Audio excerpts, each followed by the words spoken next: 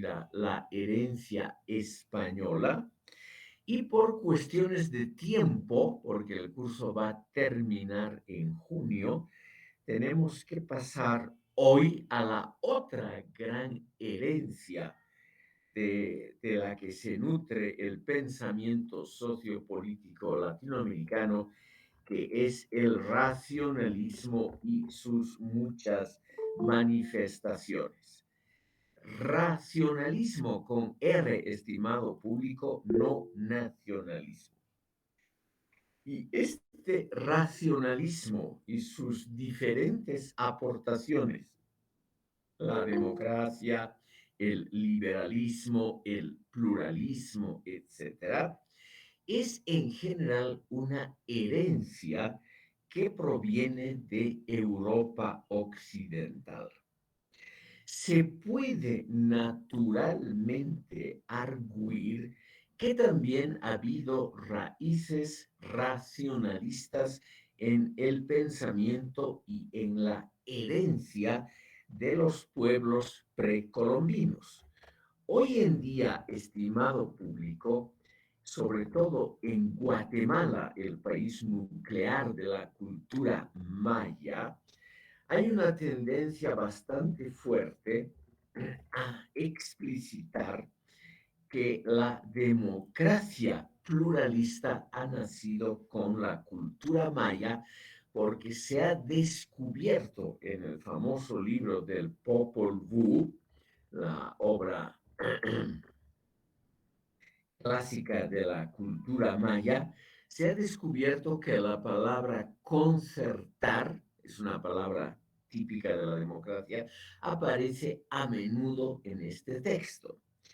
Pero lo que probablemente no ha existido, digo probablemente, voy a explicar luego, es una forma institucionalizada y permanente de concertar, o sea, un órgano estable, algo así como un parlamento, una representación de intereses sectoriales, étnicos diferentes o económicos, etcétera.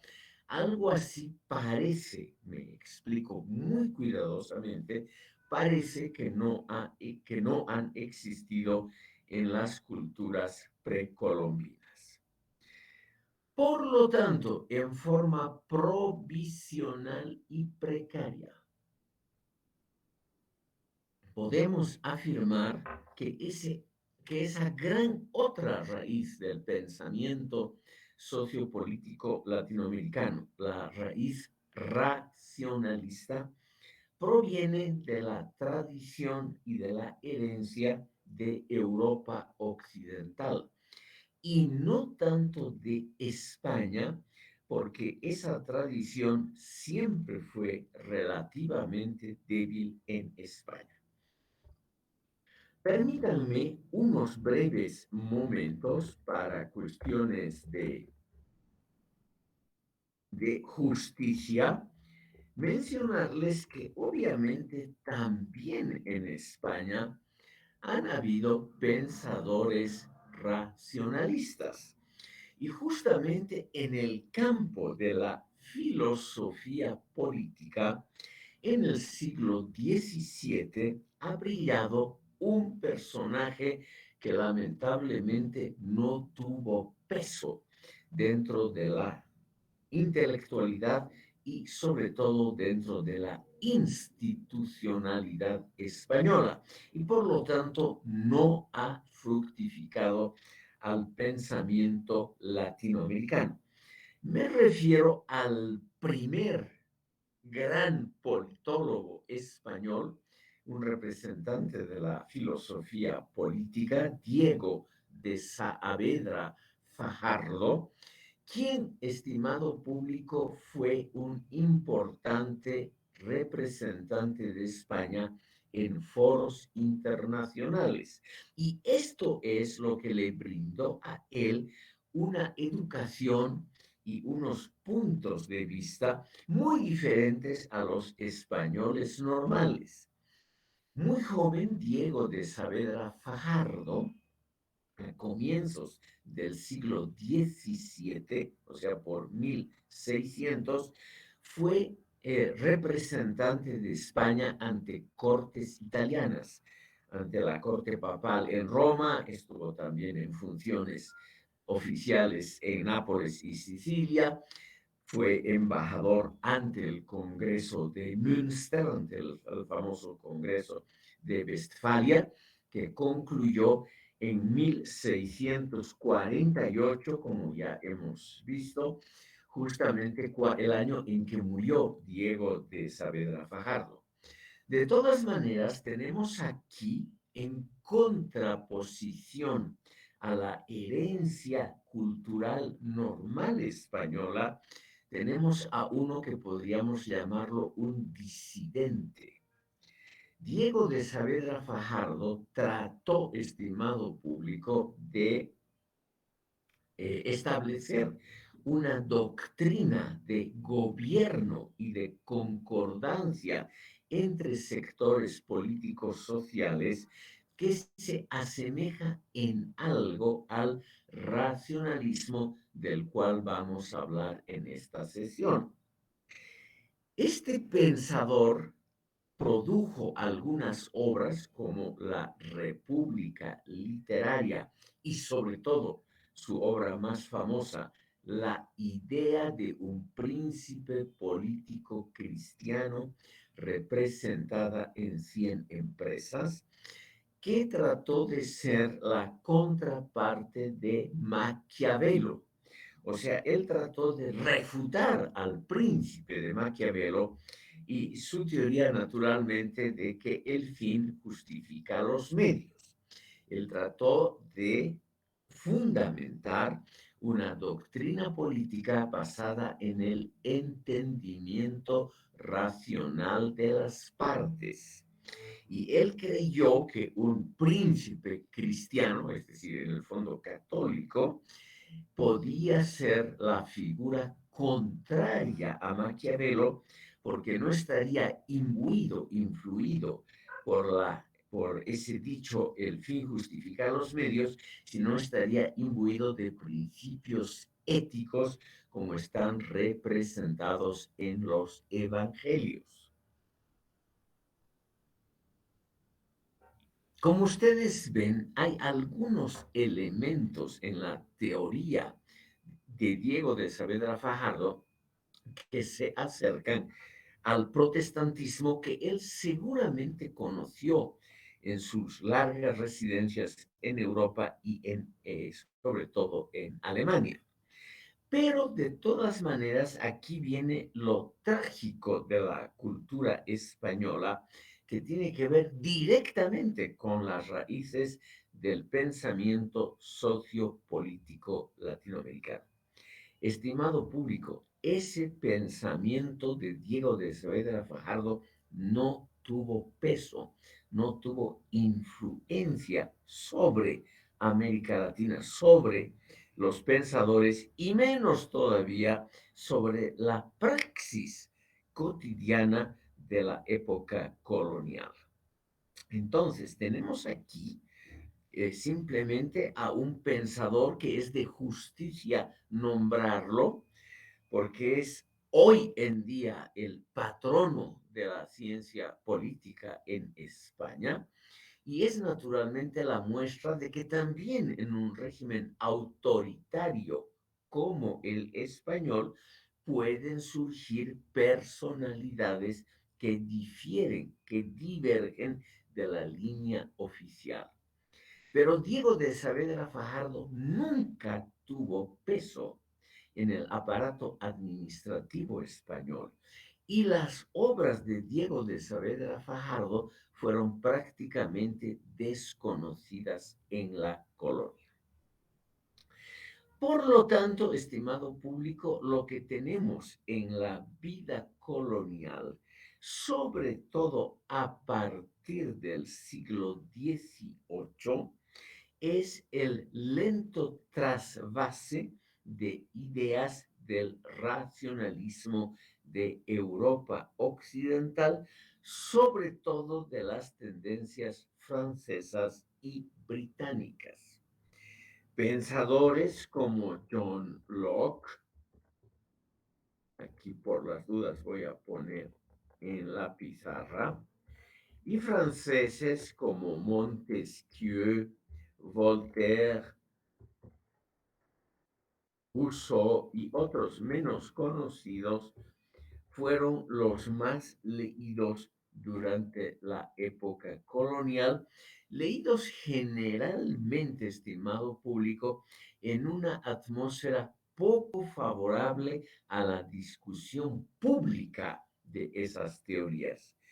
Era más bien una lectura subrepticia, una lectura al margen de las tendencias oficiales y muchas veces una lectura prohibida por las autoridades universitarias, religiosas y políticas de la época colonial.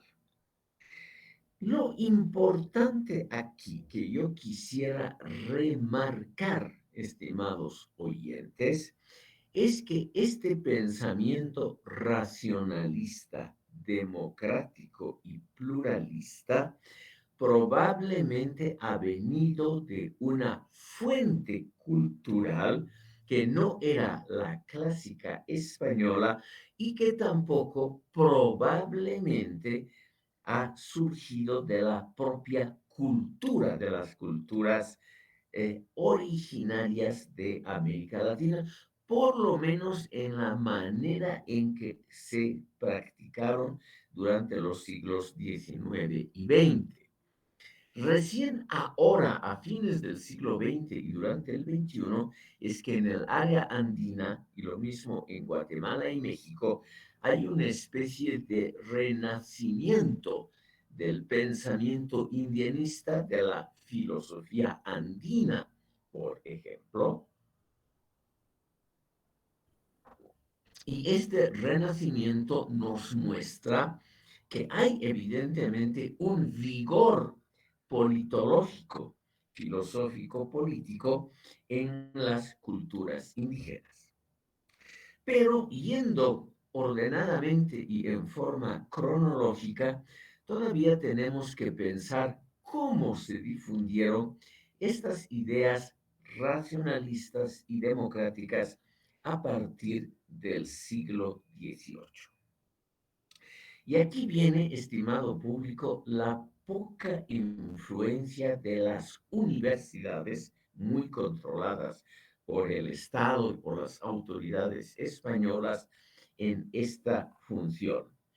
En general, han sido libros venidos de contrabando, no permitidos oficialmente, los que han enriquecido el pensamiento sociopolítico de la segunda mitad del siglo XVIII y de la totalidad del siglo XIX. Nosotros tenemos, estimado público, algunas ideas, obviamente, y tenemos algunos testimonios sobre esa influencia racionalista en la cultura política latinoamericana y andina, pero son evidentemente fragmentos. Eso quiero que esté más o menos claro, estimado público. Esta cultura racionalista era una cuestión universitaria.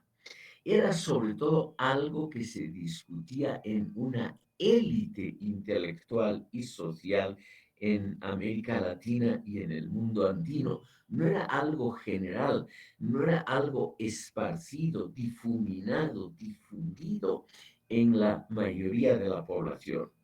El pensamiento racionalista y democrático hasta finales del siglo XIX fue claramente en América Latina y obviamente en Bolivia una cuestión de una muy pequeña élite de gente pensante, una élite de gente formada en claustros universitarios, donde además se discutían estas cosas de forma subrepticia, es decir, no pública, sino en instituciones más o menos permitidas, pero que no pertenecían a la vida universitaria.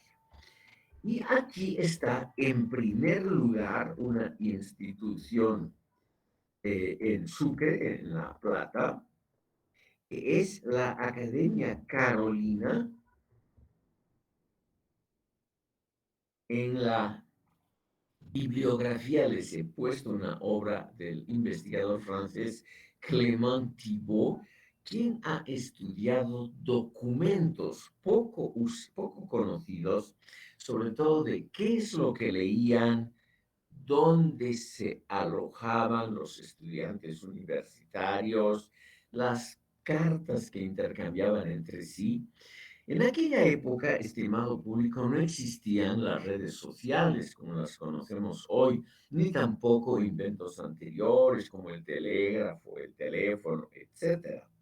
Y por lo tanto, las epístolas manuscritas constituían una de las formas más usuales y, digamos, más corrientes de intercomunicación entre personas y grupos.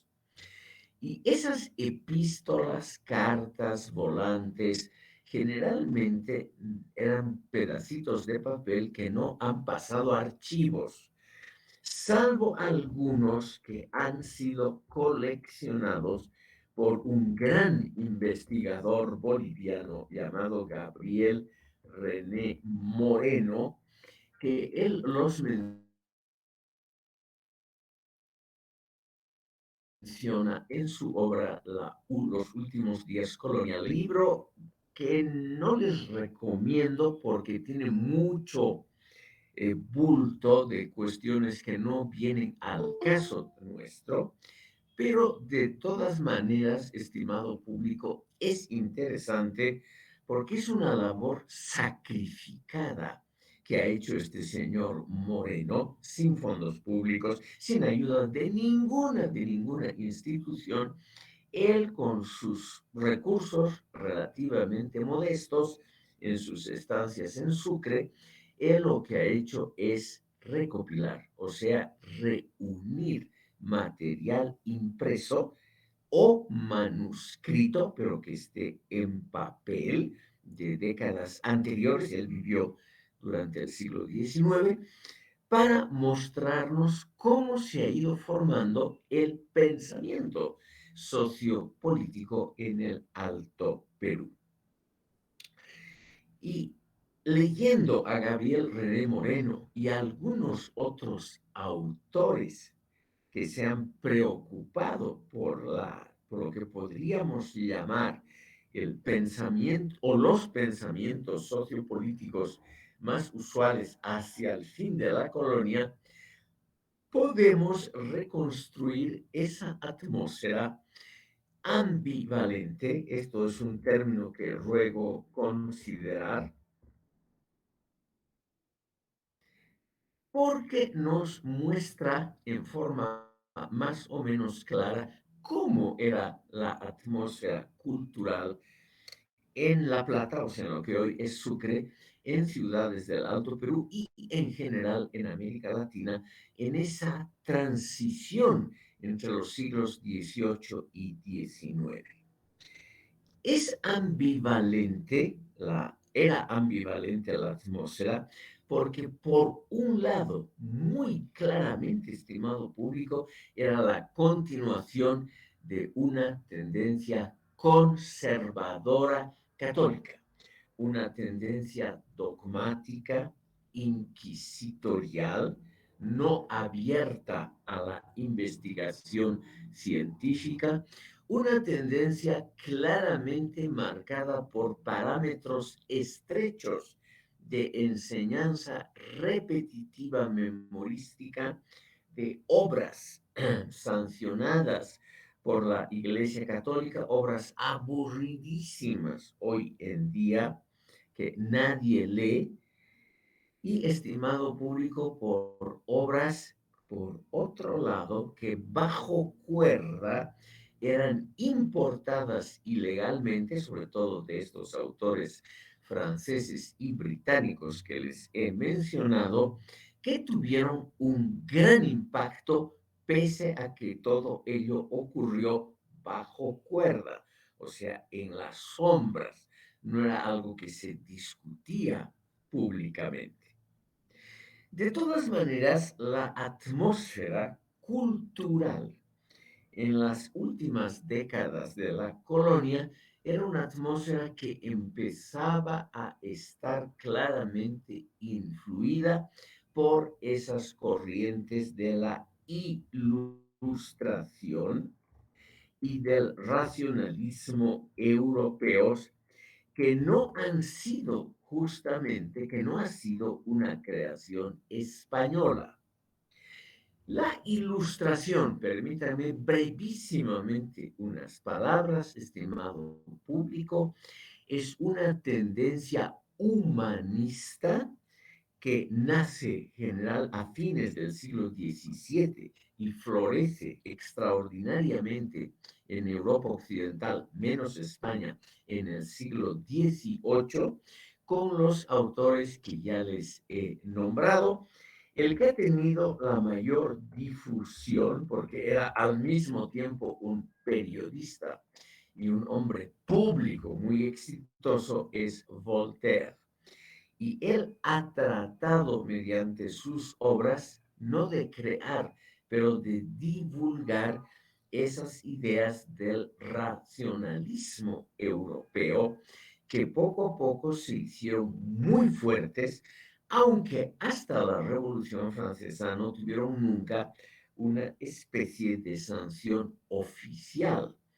Es algo muy interesante, estimado público, porque lo oficial era la religión del estado respectivo, en el mundo occidental, en parte católico, por ejemplo, en Francia, España e Italia, y en los estados del norte de Europa una tendencia claramente protestante, pero al mismo tiempo, estimado público, que había esta idea oficial, le llamaríamos mejor una ideología oficial religiosa, que predicaba, por ejemplo, en el campo político, el derecho divino de los reyes. Luego considerar esto que nos puede parecer curiosísimo y raro hoy, pero que era lo usual en ese mundo. En ese mundo, estimado público, lo raro era lo democrático. Lo raro era justamente lo que hoy es lo usual. En esa época, hasta bien entrado el siglo XVIII, la mayor parte de la opinión pública compartía la idea de que los reyes, es decir, los gobernantes hereditarios en la mayoría de los países de Europa, con muy pocas excepciones, Holanda, Venecia, Génova, etcétera, que estos reyes habían recibido el derecho a gobernar directamente de Dios. Esta idea no es tan rara como puede parecerles a ustedes. También Martín Lutero, el iniciador de la Reforma Protestante, creía que toda autoridad venía de Dios. Y esa idea está claramente establecida en las epístolas de San Pablo, por ejemplo, en la epístola a los romanos, que es la epístola, digamos, más política del gran apóstol y el fundador, en el fondo, del cristianismo, San Pablo.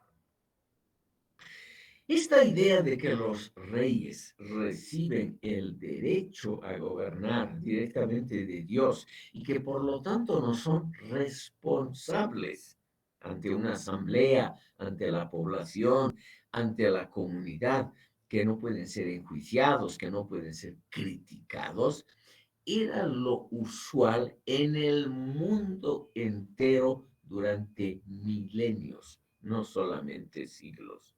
En el mundo islámico, en la China, en el Japón, en la India, eso, estimado público, era lo prevaleciente.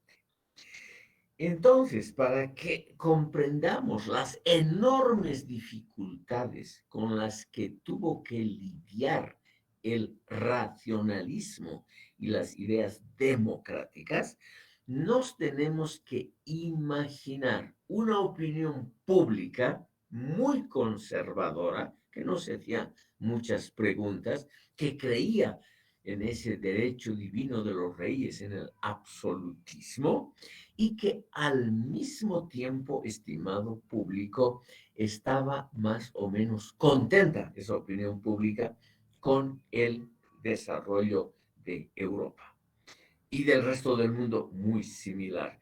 No es así que había una oposición muy fuerte, salvo en casos muy puntuales como la Gran Bretaña, este curioso país, estimado público, donde ya en el siglo XVII hubo una revuelta exitosa parlamentaria contra la monarquía absoluta, una revuelta que terminó con la victoria del Parlamento sobre el monarca, y Carlos I, rey de Inglaterra, Escocia e Irlanda, fue ajusticiado, le cortaron la cabeza al rey.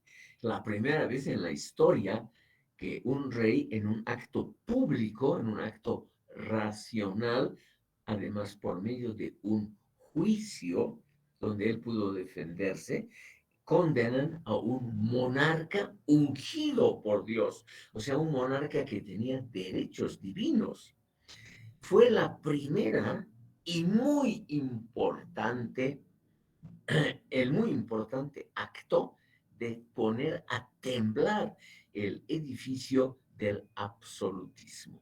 Y naturalmente no necesito mencionar a ustedes, con la Revolución Francesa se terminó para siempre esa tendencia del absolutismo. Pero, y aquí viene la especificidad latinoamericana. En América Latina nunca hubo algo así como una revuelta general, como fue la de Gran Bretaña, apoyada por un parlamento elegido anteriormente contra el derecho divino de los reyes y contra el absolutismo de los monarcas. Aquí han habido evidentemente revueltas importantes. En Perú, las revueltas de Tupac Amaru, y en Bolivia las de Tupac Katari en la segunda mitad del siglo XVIII. Pero han sido revueltas que no contaron con todo el apoyo de la población. Las poblaciones urbanas en lo que hoy es Bolivia y en el Perú no participaron en esas revueltas. Y tampoco esas revueltas salieron de un órgano, como en la Gran Bretaña, de un órgano elegido, el Parlamento, con alguna, digamos, justificación democrática, con alguna legitimidad por medio de elecciones. Lo que ha habido en la Gran Bretaña entonces, en el siglo XVII, realmente fue la primera demostración de que un parlamento elegido y un pueblo que lo apoya pueden derrocar a un monarca absoluto.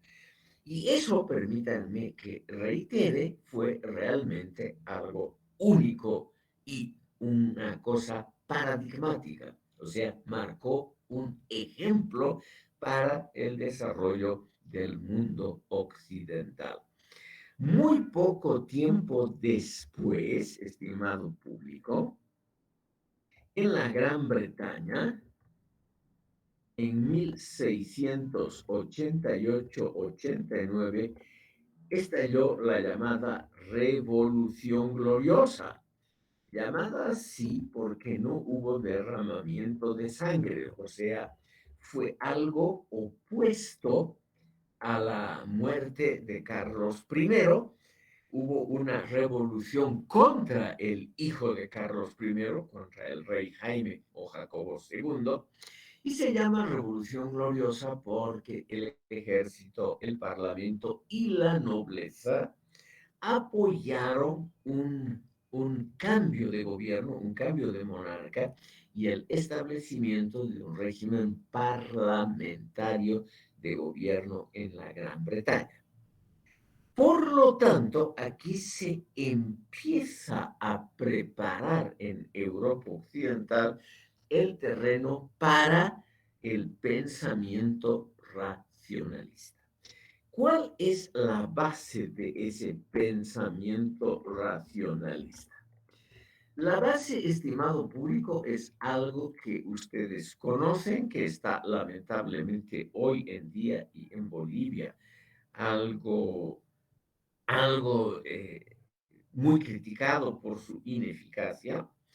Es una institución, sin embargo, muy interesante porque representa un principio racionalista.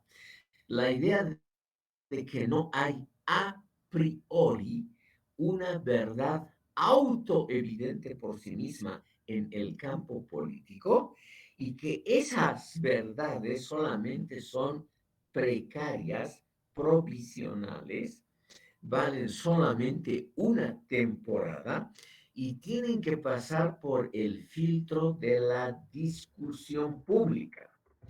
Entonces, se supone, estimado público, que una discusión con bastante gente, como es una discusión pública, perdón, pública está mal escrito, perdón, discusión pública,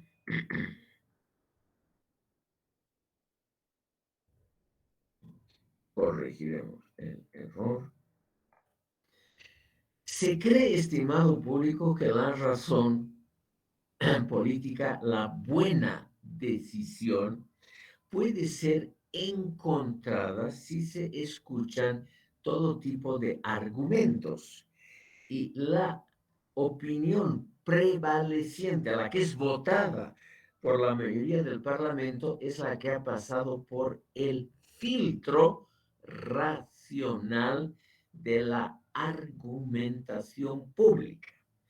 Es decir, se cree que así uno puede acercarse a esa cosa bastante complicada de comprender y de asir, es decir, de tomar en mano, que es una buena y racional medida de orden público basada en la razón.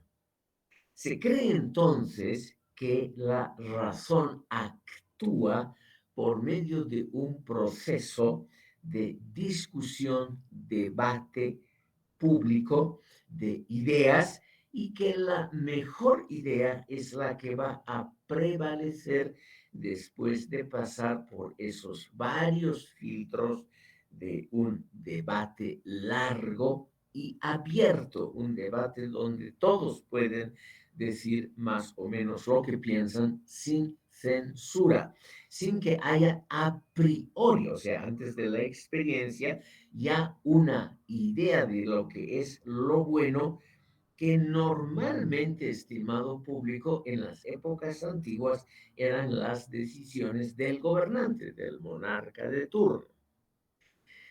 Entonces, el Parlamento elegido o por lo menos nombrado entre notables se convierte en el órgano principal de hacer normas. Las leyes. Se cree entonces que las leyes son el resultado de la razón en la praxis política. Esa idea, estimado público, es una idea que proviene obviamente de las antiguas democracias griegas de la época clásica, que luego en el Imperio Romano y posteriormente en la larga Edad Media quedaron en el olvido. Además, hay que considerar que el único órgano que podría parecerse a un parlamento en el Imperio Roma, en la República y en el Imperio Romano, el Senado, no era un órgano elegido. El Senado romano era un órgano meritocrático y al mismo tiempo hereditario. Las grandes familias romanas tenían un puesto asegurado en el Senado romano y al mismo tiempo todos los que habían pasado por cargos públicos importantes, por ejemplo, todos los que habían sido cónsules o cargos similares, automáticamente se convertían en senadores. Pero eso es algo muy diferente a una elección popular de los representantes. ¿Por qué he puesto la Gran Bretaña en la pizarra del chat, estimado público? Porque en la Gran Bretaña realmente ha habido una creación muy interesante del primer parlamento a partir del año 2015, cuando uno de los reyes de Inglaterra, todavía no había la Gran Bretaña, de Inglaterra, Juan Sin Tierra, tenía ese curiosísimo nombre el gobernante,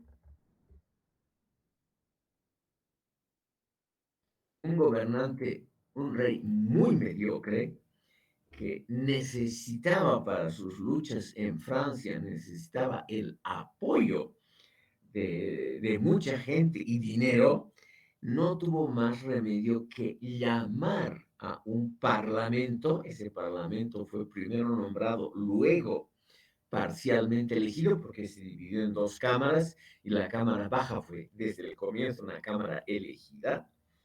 Este monarca no tuvo más remedio que consultar la opinión de sus vasallos importantes y de los que daban dinero, de los burgueses, porque durante siglos la familia real británica gobernaba una parte de Francia. Y esa parte de Francia, la más próspera, el oeste de Francia, siempre estaba en guerra naturalmente con el rey francés, que quería expandir sus dominios. Al final de la guerra de los 100 años, que fue decidida por una mujer, por Juana de Arco, al final de la guerra de los 100 años, los franceses ganaron esa guerra y expulsaron a los ingleses y en general a los británicos del suelo francés. Pero los británicos necesitaban dinero y gente para esa guerra.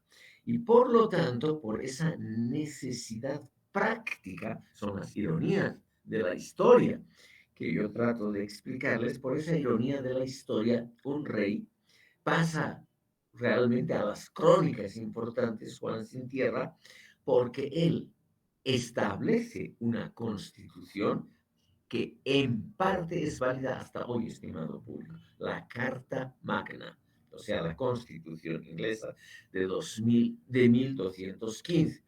Por las dudas, por cultura general, la Gran Bretaña es hasta hoy un país que no tiene una constitución. No hay una constitución británica hasta hoy, pero hay muchas leyes de rango constitucional que son válidas y la Carta Magna en parte es válida hasta hoy.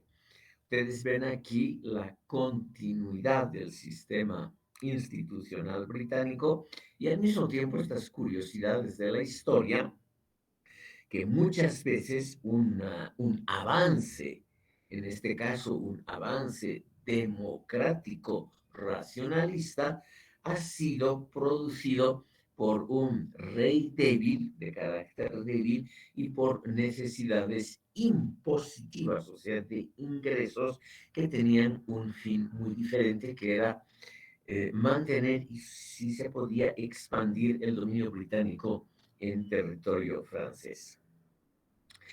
Estimado público, lo que yo quiero mostrarles es que esta tradición es una tradición ajena a la cultura política prevaleciente en España y América Latina.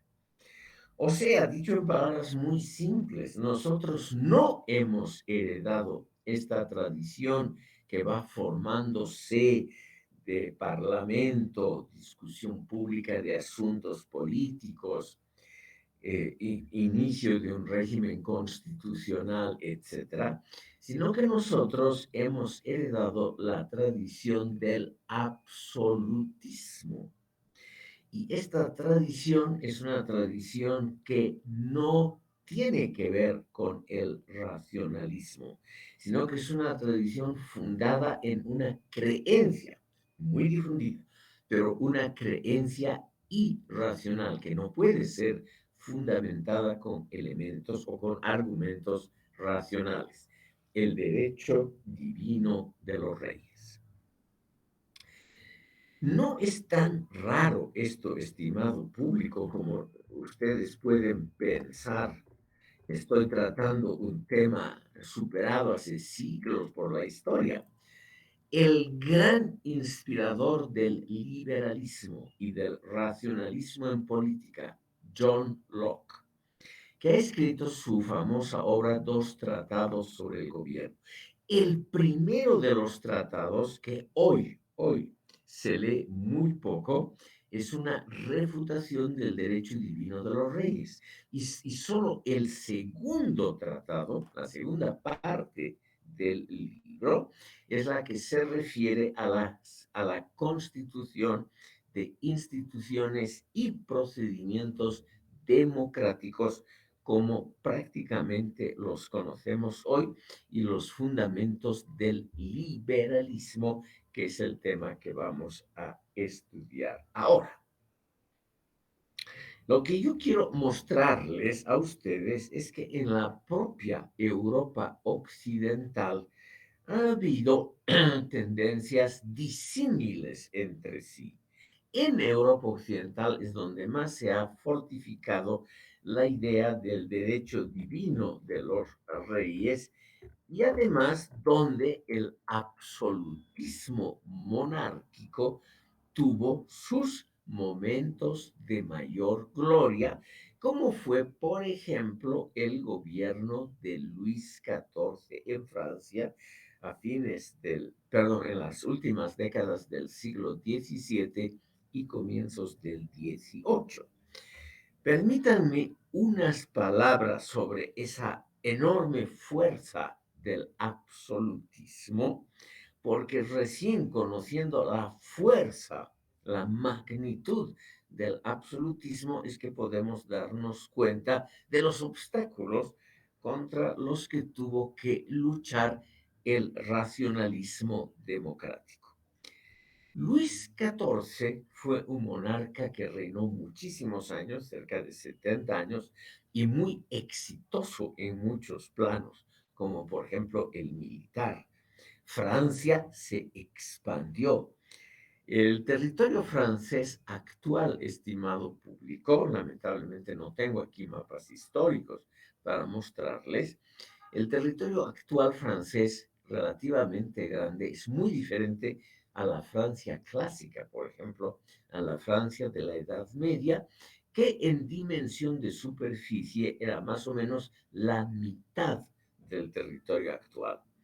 Esa expansión exitosa que hizo Francia, esa expansión duró siglos, pero el que más empujó esto fue Luis XIV y es sobre todo famoso porque él impuso pautas de comportamiento y de pensamiento al resto de Europa que tuvieron una significación y una importancia bastante grande hasta la Revolución Francesa.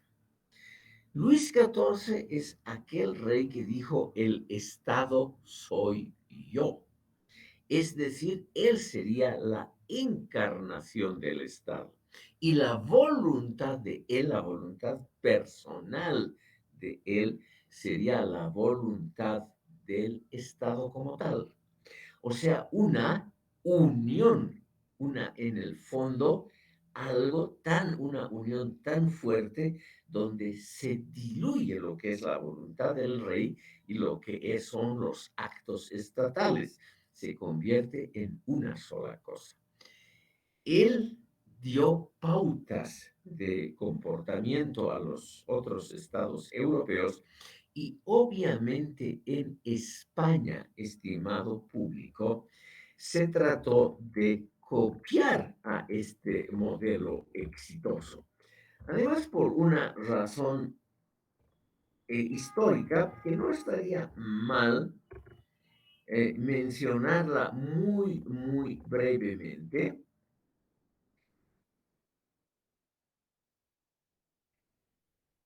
Me voy a permitir mencionarles este detalle porque tiene que ver justamente con el desarrollo del pensamiento político en América Latina. En el año 1700 murió el rey Carlos II de España, el último representante de la Casa de Austria, de la dinastía Habsburgo, de la dinastía llamada la Casa de Austria. Él murió sin hijos, sin hermanos, sin parientes en España de línea masculina, que era lo necesario para heredar el trono. A la muerte de Carlos II, estimado público, y por el testamento que él hizo, la corona pasó a poder de otra dinastía que cambió bastante la cultura política española. Y esta dinastía es una dinastía francesa que gobierna hasta hoy en España. El rey actual, Felipe VI, es un descendiente directo de este primer rey Borbón, nieto directo de Luis XIV, que lo he mencionado más arriba. Carlos II, que llamado también Carlos el Hechizado, era algo débil de razón, no era totalmente normal y fue un mal rey, fue un gobierno bastante malo, fue la peor época de la decadencia española. Fue la época, y reinó mucho tiempo, más de 35 años reinó Carlos II. Una época realmente de declinación y decadencia continuos. Entonces, al hacer el testamento en favor de Felipe de Borbón, él se aseguró de que un príncipe fuerte, respaldado por un abuelo poderoso, podría mantener la unidad de los reinos de España y defender a España de sus muchos enemigos. Eso era la idea no solo de Carlos II, sino del gobierno español. Se necesitaba alguien en el trono que esté defendido por las armas de un Estado más poderoso que España. Y Francia había, bajo Luis XIV, se había convertido en el Estado más poderoso de Europa. Para la cultura política y para el pensamiento sociopolítico en América Latina, estimado público, el inicio de este régimen significó un cambio. En primer lugar, la Inquisición, las formas más represivas de gobernar y las formas más duras de la convivencia entre los españoles tocaron a su fin. Un soplo, no grande, pero un soplo de reforma, un soplo de liberalismo entró a España. Y los gobernantes del siglo XVIII de la Casa de Borbón, sobre todo Carlos III, hoy muy respetado, hay una universidad que lleva su nombre, este era un ilustrado en el trono. Y él trató de reformar racionalmente al Estado español. En España lo logró muy parcialmente, muy parcialmente. Y en América Latina las reformas fueron mínimas. Pero hay una que debemos mencionar porque toca directamente al Alto Perú. En 1776, justamente bajo el gobierno de Carlos III, que era un nieto de Felipe V, este señor, perdón, un hijo de Felipe V, este señor, estimado público, estableció el Virreinato de La Plata o de Buenos Aires y el Alto Perú fue, digamos, atribuido a ese nuevo virreinato. Y eso concitó una serie de cambios importantes también en la mentalidad que los vamos a mencionar ahora mismo. Bajo este gobierno de los Borbones, la influencia de la Santa Inquisición se redujo notablemente.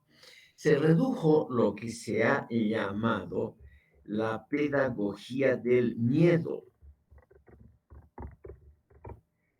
Hay muchas investigaciones, estimado público, sobre este tipo de cultura política que produjo la Inquisición en el Nuevo Mundo. En el Nuevo Mundo, hasta la época de Felipe V, la Inquisición era una rama de la Iglesia Católica, pero con fuerza estatal. Y se dedicó a reprimir de manera sistemática, en eso realmente de manera muy eficaz para la lógica de ellos, se dedicó a reprimir toda herejía, todo pensamiento diferente al oficial y toda tendencia fuera del catolicismo aprobado desde arriba, no de cualquier catolicismo, sino del catolicismo reaccionario de la España, de la Casa de Austria. Esa pedagogía del miedo ha quedado, estimado público, durante mucho tiempo en América Latina y ha producido una cultura política proclive a repetir lo que le dicen a uno de arriba. Y eso es un elemento que ha permanecido en el sistema político y pedagógico hasta hoy en Bolivia. O sea, la tendencia memorística a reiterar lo de arriba, porque lo que viene de arriba, lo que dice el docente, lo que se enseña en la universidad de manera oficial, es la verdad. Es lo que hay que repetir para pasar de curso. No hay que tener ideas propias, no hay que investigar, sino más bien hay que amoldarse a las prácticas provenientes de atrás y de arriba.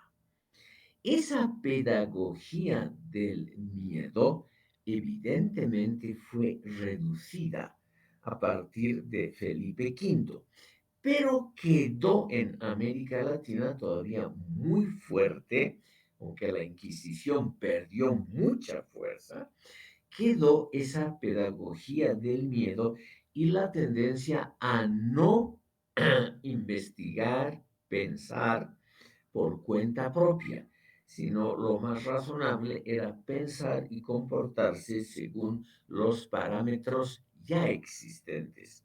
En el campo universitario, a pensar lo que a uno le enseñaban desde arriba, a repetir memorísticamente en los exámenes y a no hacer investigación, que siempre es poner en duda algo, investigación propia.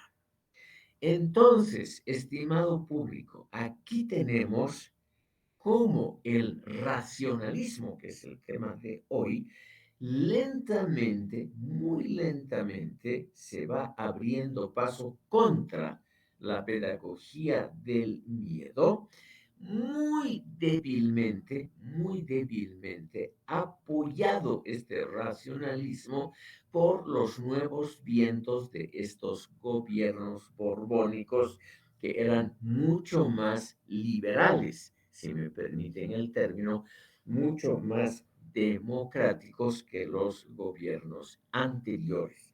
Y eso se reflejó también en las colonias. Una pequeñísima apertura. Por lo menos ya la gente no era encarcelada o quemada por los tribunales inquisitoriales. En España también la Inquisición dejó de tener importancia a partir de 1700. La dinastía, estimado público, sin embargo, era una dinastía con una tendencia centralista fuerte. Nunca permitió, por ejemplo, que las colonias se constituyeran en instituciones propias de acuerdo a sus necesidades, sino que de arriba se definió límites, división administrativa, todo esto venía dictado de arriba, estimado público. Una muestra curiosa, y yo diría también de carácter ambivalente, o sea, con luces y sombras, de la nueva política reformista de los Borbones fue la expulsión de los jesuitas.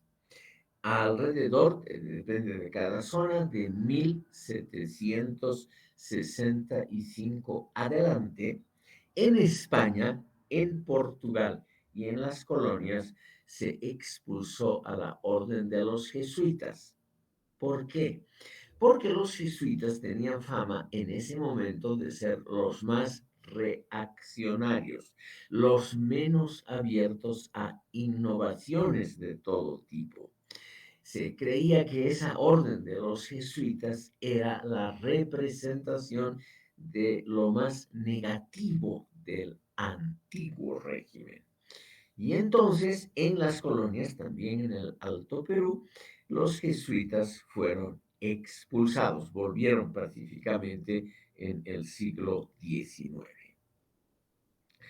¿Por qué este es un signo, yo diría, fallido? Porque no cambió mucho la atmósfera y el pensamiento sociopolítico, lo que podríamos llamar en las élites de los países latinoamericanos. Eso no varió mucho, pero hubo una cierta apertura. Ya no se tomaba presa a la gente por tener un libro de Rousseau o de Voltaire, ya no se perseguía a la gente simplemente por tener ideas disidentes con respecto a las oficiales. Y entonces, estimado público, poco a poco, justamente bajo esa atmósfera un poquito más abierta, sobre todo bajo Carlos III, en las colonias se empiezan a difundir los pensamientos del racionalismo y de la democracia pluralista que en los círculos elitarios universitarios se convierten en el pensamiento mayoritario de ese grupo social tan importante para la independencia. Yo quiero enfatizar este detalle por una razón importante, estimado público, que ha sido discutida en el Congreso de Tucumán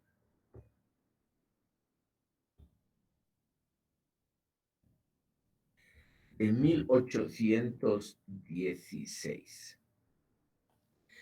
Como ustedes tal vez saben, el 25 de mayo de 1810 estalló una revolución independentista triunfante en Buenos Aires.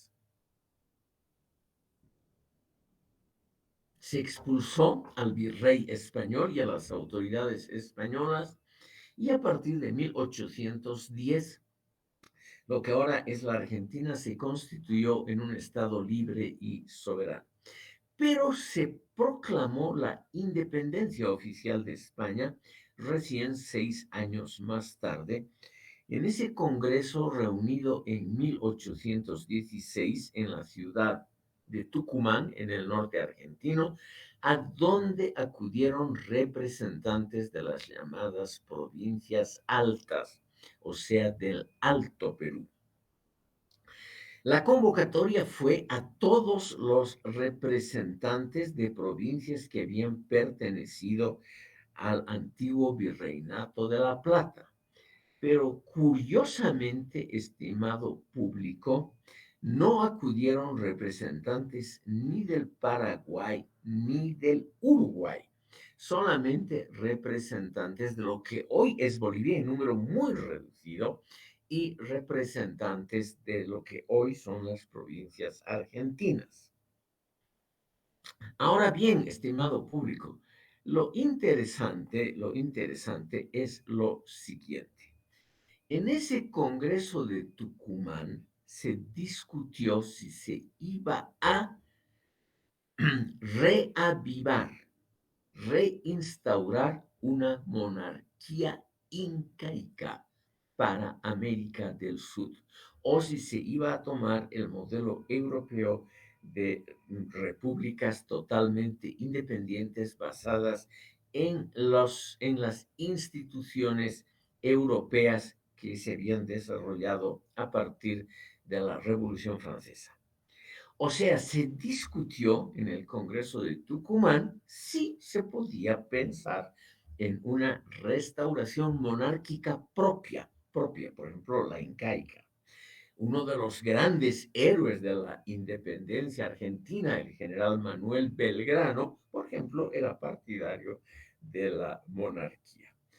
Pero ahora viene lo interesante: la mayoría de la élite intelectual que empezó a gobernar la Argentina y cuyas ideas eran congruentes con las élites importantes universitarias y también las élites, sobre todo de funcionarios públicos, también del Alto Perú, se decantaron por una constitución, no solamente por un texto constitucional, sino por una institucionalidad derivada del racionalismo europeo y de las ideas de la Revolución Francesa y de las que venían del constitucionalismo norteamericano.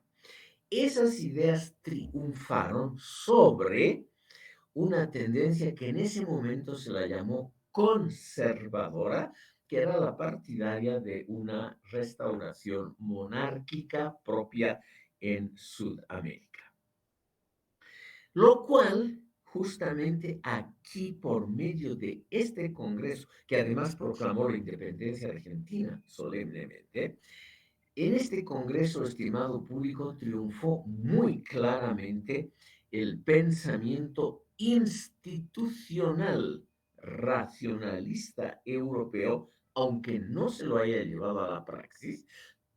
Muchas de las instituciones del pensamiento, de la mentalidad, siguieron las de antes, pero la élite gobernante se decantó por esos nuevos productos de la tradición del racionalismo democrático europeo. Esto es, estimado público, importante simplemente porque nos muestra la expansión relativa de estas ideas del racionalismo democrático y nos muestra la muy pequeña tendencia que existía en favor de una monarquía incaica o algo similar en Sudamérica. Entonces, tenemos, estimado público, que poco a poco las ideas europeas de Europa Occidental se convierten en las prevalecientes en América Latina. Claramente es el caso aquí en la Argentina y países aledaños, donde, estimado público, por lo menos esa élite que empieza a gobernar el país no quiere vivir como antes, no quiere la fuerza normativa de la Iglesia Católica. La mayoría de estos constituyentes eran de ideas masónicas o similares, o sea, tenían muy poca simpatía por la Iglesia Católica. Puede ser, obviamente, que todos hayan ido a misa el día en que se juró la independencia de la Confederación Argentina. Todo eso puede ser que Y también había uno que otro, el famoso de Anfunes, uno que otro importante diputado que venía de la iglesia, que eran sacerdotes en ejercicio. Pero en general, estimado público, realmente lo que predominó completamente fueron las ideas racionalistas y democráticas. Por ello, en la segunda parte de esta sesión, después de una pausa pedagógica, vamos a ver cuáles eran los contenidos de ese pensamiento sociopolítico que predominó por lo menos parcialmente durante todo el siglo XIX. Antes de eso, yo quería mostrarles rápidamente las diferencias regionales en la mentalidad que ya se estaba conformando en América Latina. La diferencia más importante, estimado público, ha sido la apertura o no, por ejemplo, al comercio internacional y a las modas e ideas que siempre vienen con el comercio. Ustedes como estudiantes de filosofía seguramente se han preocupado por la cultura clásica ateniense y han debido percibir que, que Atenas era importante no solo por ser el puerto comercial más grande de la Grecia clásica, sino porque recibía, además de mercaderías, recibía influencias de otras regiones.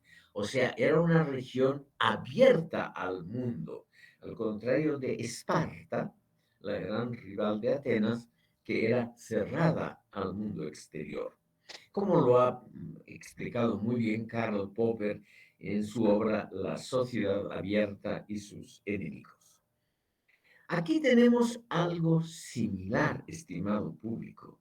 La región más abierta al comercio con el resto del mundo y a las influencias que venían de los jóvenes Estados Unidos y de Europa Occidental eran seguramente las provincias del Plata, o sea, lo que hoy es Argentina, Uruguay.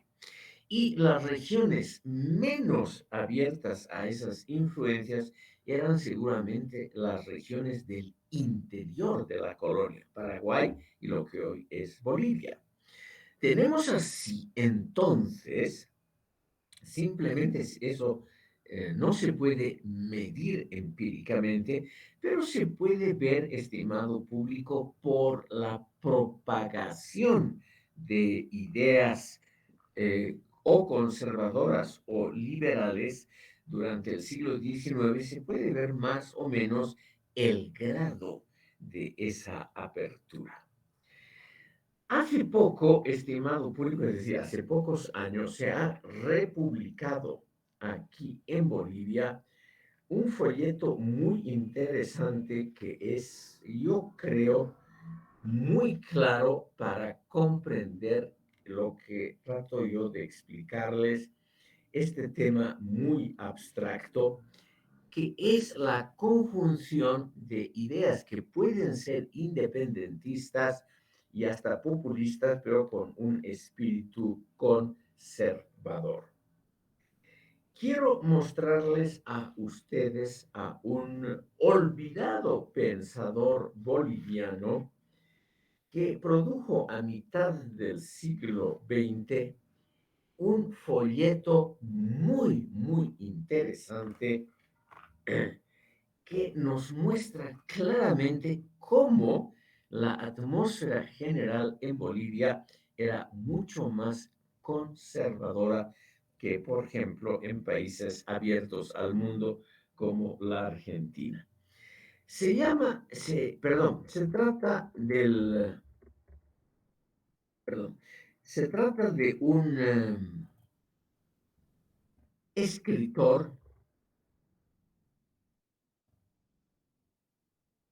y les pongo el nombre y la obra.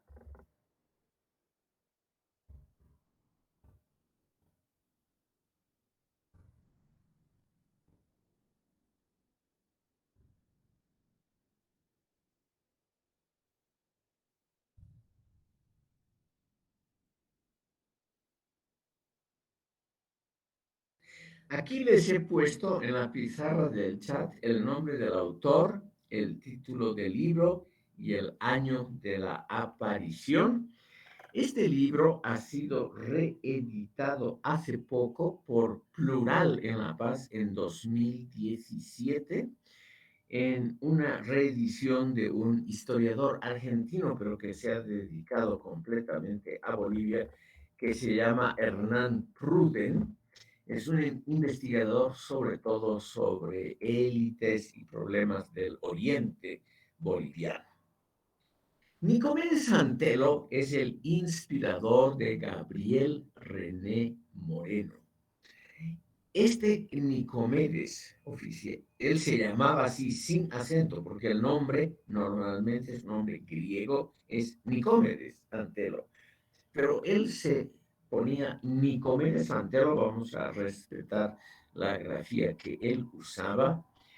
Él publicó ese libro, perdón, ese folleto, pero tiene la entidad de un libro porque es muy interesante, llamado Un nuevo Tigrón y Confrac, con subtítulo Alerta a los cronistas de América. Algo de viejo y de nuevo sobre la política sudamericana. Como ven ustedes, es un título y subtítulo muy largos, con grandes pretensiones de filosofía política. El texto es en el fondo mucho más modesto, pero nos muestra muy claramente el carácter conservador, en términos relativos, de la cultura política en general de Bolivia, del Alto Perú, en comparación con otras regiones más abiertas al mundo. ¿Por qué? Porque Nicomedes Antelo era un hombre de derecha, un representante de la élite blanca clásica cruceña, o sea, una persona realmente imbuida en los principios de la superioridad de los blancos, por lo menos en Santa Cruz, sobre la población aborigen. Pero al mismo tiempo, y esto es lo interesante, estimado público, Antelo era un enemigo del incipiente liberalismo en Bolivia.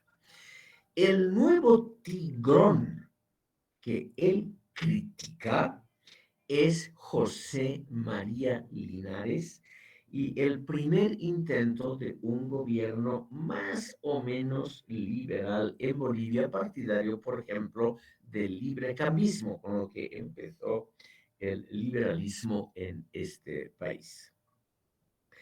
Nicomedes Santelo, en este su escrito, hace una defensa cerrada del presidente populista del general Manuel Isidoro Belzu y de su hijo político y sucesor, el general Jorge Córdoba. O sea, hace una defensa de un régimen que hoy lo llamaríamos populista y que tenía, en términos muy relativos y muy imprecisos, una tendencia izquierdista a mitades del siglo XIX. Y ataca a Linares, al Partido Rojo, al librecambismo, con el argumento, con el argumento de que Linares representa una ideología foránea para la comunidad boliviana, una ideología extranjera, una ideología, la del librecambismo, la del pluralismo político, etcétera, que no era congruente con la sagrada mentalidad nacional del país.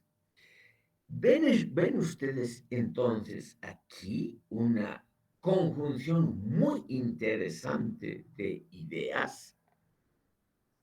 Vemos, estimado público, un pensador conservador que defiende gobernantes como Belzu y Córdoba, que pueden ser considerados como populistas e izquierdistas, porque representan el sentir popular que viene de muy atrás, porque están en contra del librecambismo, del liberalismo político, del pluralismo de ideas, de la formación de partidos políticos, porque serían modas extranjeras.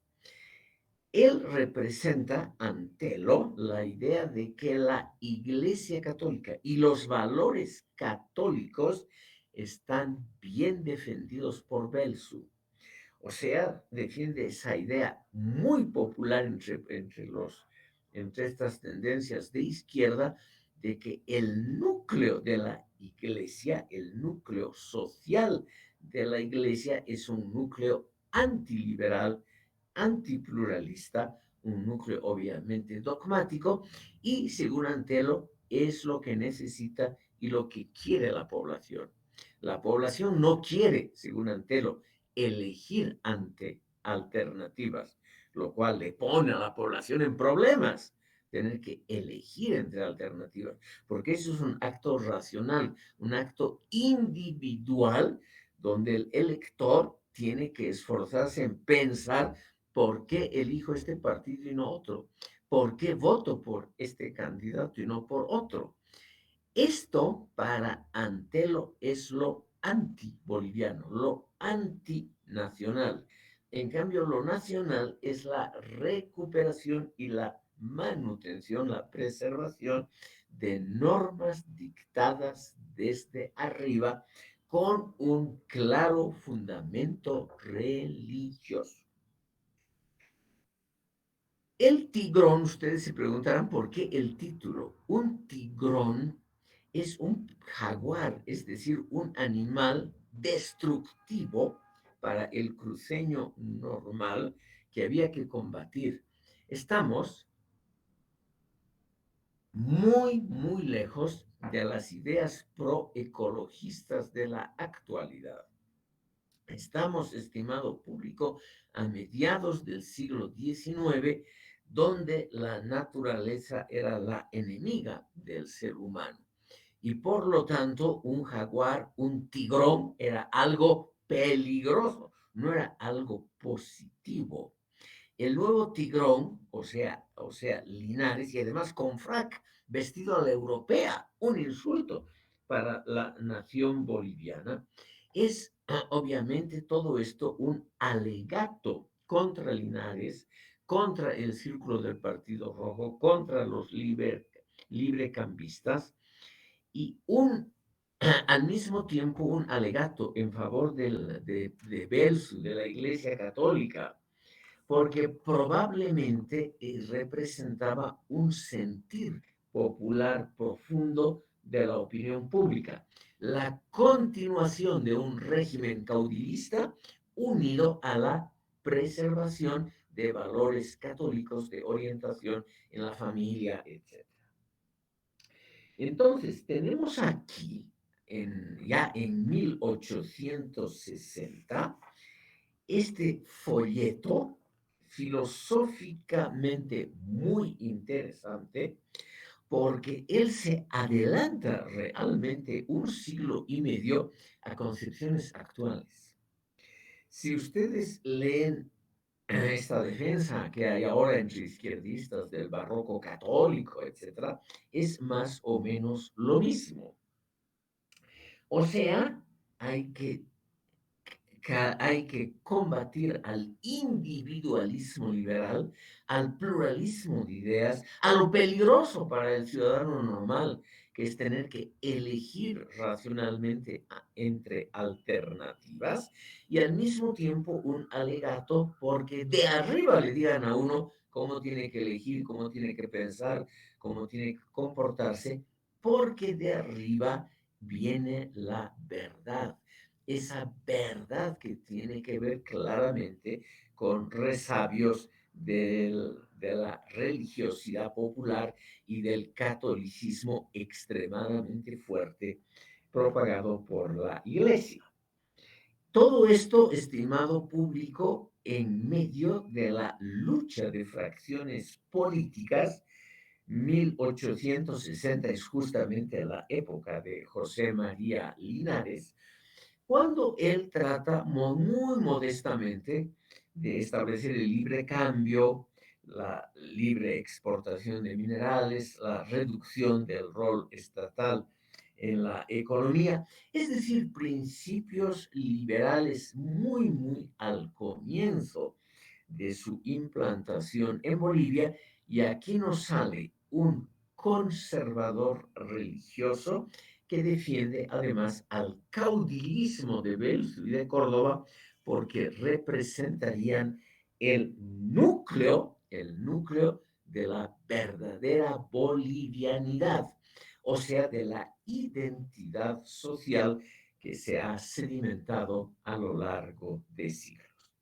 Por ello, estimado público, es que yo, pudiendo equivocarme, supongo que Nicomedes Antelo representa muy bien ideas modernas sobre cómo organizar el Estado.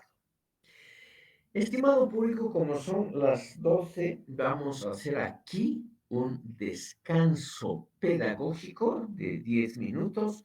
Nos volvemos a ver en 10 minutos aquí el breve descanso.